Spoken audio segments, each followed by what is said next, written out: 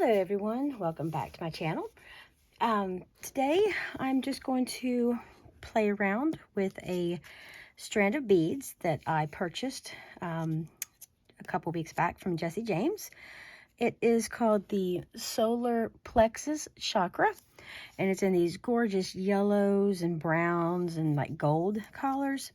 And I also purchased this awesome pendant. I love this pendant, and it is called the Modern Art Mixed Media Pendant, and that is, both of these are available on the website. This has a lot of beautiful colors in here, just different tones of like wood, just different colors. There's some metal and wood, little wooden or little pieces, and they all move on this central eye pin little structure like thing.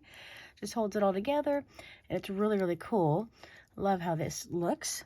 Now if you wanted to, you could actually dangle something from the bottom. I may end up doing that because I took the strand of beads, just took them apart, and I'm going to be actually removing this center stone because, well, these other two stones have some of the yellow in it, and this is just the solid white, or clear. I may, I don't know, try to do something from the bottom, but I was thinking about trying to turn this into like a ring, if I could figure out wire wrapping to be able to do something like that. But it would be pretty cool to try to create a ring out of that. So I may find something to hang from the bottom there. I even have some charms and things like that, so I may eventually end up putting something on there. But for right now, I'm just going to string everything on the way it is, and this will just go straight through the beading wire on the loop there. I've already got me some of my beading string or beading wire. It is this metallic, I think that's what it's called, soft flex in medium, and the color is copper. And so I actually purchased this at one point from Hobby Lobby, and I think I might have gotten it back when they still had the 40% off coupon, because as you can see, it's a little bit pricey, but it's really awesome beading wire. I love it. It just has a gorgeous color to it, and it works well with both gold and like copper bronze collars. Now I do have some little tiny spacers that are I think they're called Stardust Spacers, and I get them at Hobby Lobby.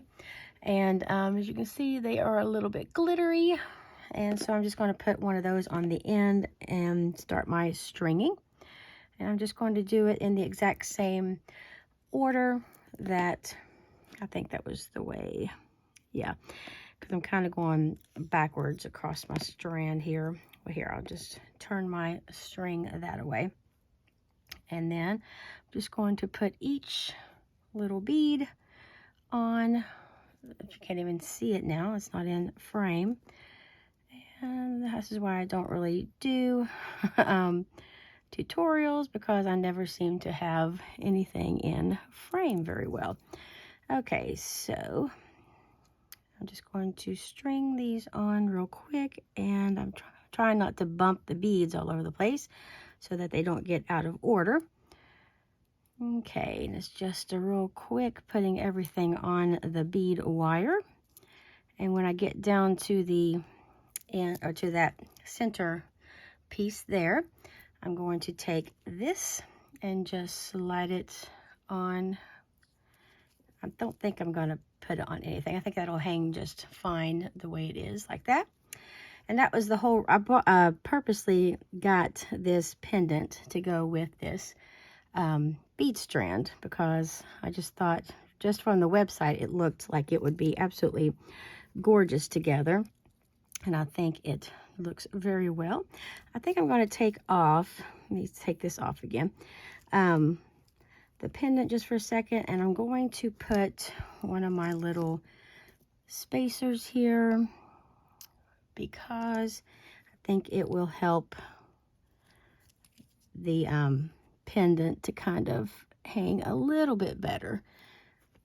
It won't have that right up against it. Yes, that's going to sit a lot better than having it kind of squished between the two daisy spacers. And I'm hoping that you can see what I'm doing here.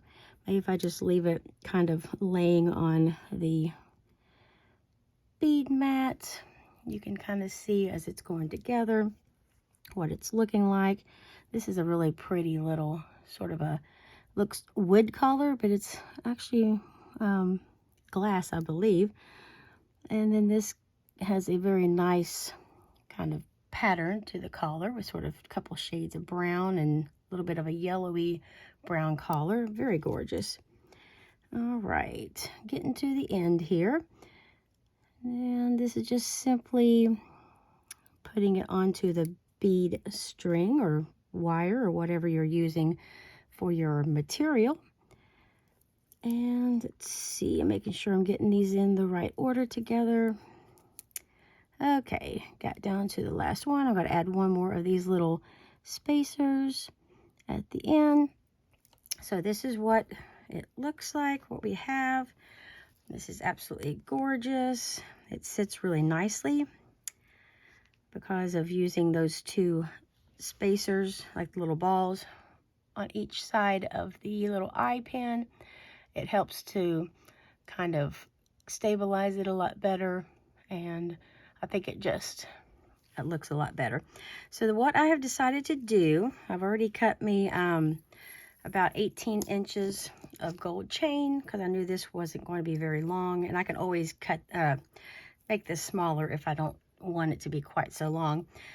I'm going to wrap, I'm not sure, I think I'm just going to do, I have some little clam, okay, where'd that go? Some little gold clamshell, like little clamshell. They are used for like covering up knots if you're using actual string. I'm going to be using these little itty bitty crimps, like little crimp beads. And so I'm going to start out just by, okay, let me get, I'm going to use just these little kind of serrated, kind of, if it can show up here. These pliers have little ridges on the inside. Helps to get a good grip on the, actually, I always almost forget to do this. You've got to put the clamshell on first before you put the crimp on. And the first side is always easiest because you can get right up at the end and you just crimp it onto the stringing wire. And I give it a good squeeze, and I'm going to make sure that that is not moving and it is actually on there really nice and secure. And so then you just pull this up and close it, and then slide everything down. And that's one side finished. And I'm going to try to keep this kind of arced like that so that it doesn't get super tight, because you don't want your string, like your you don't want everything to get super tight in there, then it won't lay right. Okay, now this is always a little bit more difficult because you have to get, okay, let me try to see if I can get this on camera. You want to get into the you have to kind of get down inside the crimp or the clam and give it a good squeeze right there. Okay, let me make sure it's not going to, okay, that is good and tight. It's not moving anywhere, and it has just a little bit of movement there. You see, it's not like solid, like smushed up against the clamshell. It's a little tiny little gap, but not so much that it's going to be sliding all up and down your string. And then you just want to give this a little bit of a snip. And if I can get that to cut. Okay, come on now. There we go. And then you want to go ahead and close your, that actually cooperated more than I thought it was going to. Normally it gives me fits trying to get that second crimp done down inside the clamshell. But that's how the ending or the finished piece looks with that gorgeous pendant and this beautiful strand of beads. It just all matches up so perfectly, and I love how bright the gold is. I considered using some rose gold chain because I have this Coriana in rose gold, and I had all the findings for that, the crimps and the clamshells and all that fun stuff, but it just was too like pinkish color compared to this really yellowy gold. So that's why I went with this copper stringing, the bead wire, because I felt like it was a closer match to this. So then all you do is you take, I need to actually cut this chain in half, and to find the midpoint, just take like a little head pin or something, because you want to put it through both ends of your chain just like that, and just kind of come down here, and you can see how there's one loop that hangs down. That means that's the center, and I'm just going to snip it because I don't feel like trying to open it up. So that gives you two equal pieces. Now if the two bottom links were kind of side by side, that would pretty much mean that your chain is exactly an even number of links, and you could just open it with pliers and just take one half off the other half. But since there was one link that hung down in the center, that pretty much told me that there was an odd number of links, and so I was able to snip that one off, and now I have even halves here on my chain. Just a quick little tip. And then what you want to do is, I think I'm going to grab me some little tiny, let me find some little jump rings out of my, actually that's too small. I meant to grab the more medium-sized jump ring. And these are just some gold jump rings that I grab every now and then from Walmart, because you get about 200 jump rings in a package for, I think it's like $3 or so, and you get 3 different sizes. And right now I'm having troubles finding the medium size because that's the one that I use practically for everything. And so here they are, just these bright gold jump rings.